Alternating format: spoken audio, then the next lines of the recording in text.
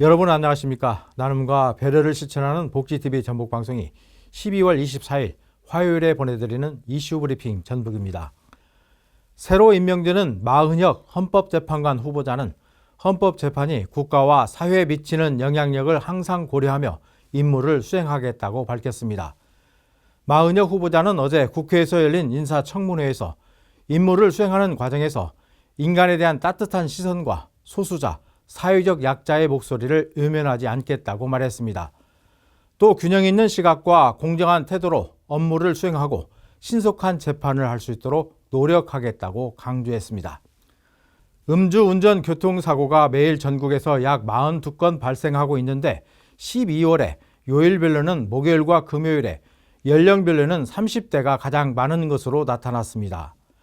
한국도로교통공단이 최근 5년간 교통사고 빅데이터를 분석한 결과 음주운전 교통사고는 모두 7만 6천 건으로 1,161명의 사망자와 12만 2천 명의 부상자가 발생했습니다. 전체 교통사고 가운데 음주운전 사고가 차지하는 비율은 7.3%이며 12월에 사고가 가장 많았습니다. 발생 시간대는 목요일과 금요일 오후 10시에서 12시 사이가 가장 많았습니다. 연령대별로는 30대 운전자가 22.3%로 가장 높게 나타났습니다. 음주운전을 절대 하지 말라는 교육도 하고 경각심도 일깨워 줬는데도 아직도 음주운전이 근절되지 않고 있습니다. 통계를 보면 음주운전이 가장 많은 시기가 요즘입니다. 음주운전, 폐가망신으로 가는 지름길이라는 사실 꼭 명심해야 하겠습니다.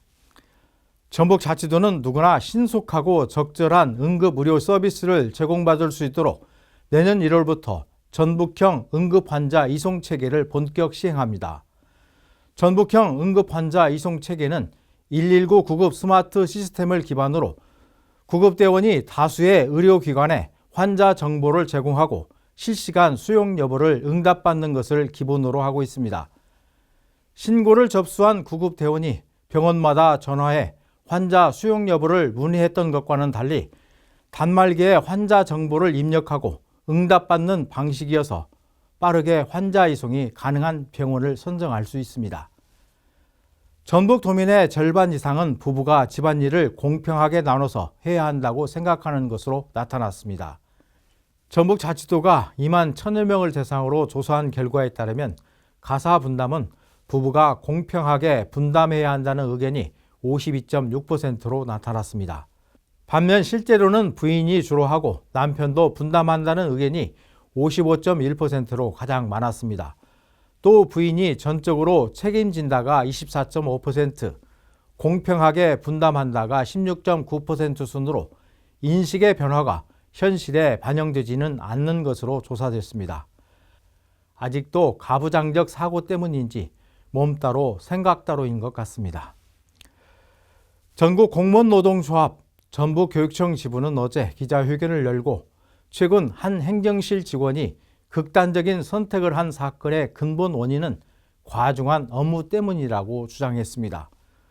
노조는 학교 행정실은 새로운 정책 도입으로 업무가 지속해서 증가하고 있고 교원 업무 경감 방침에 따라 교원의 업무까지 처리해야 하는 상황이라면서 이같이 주장했습니다.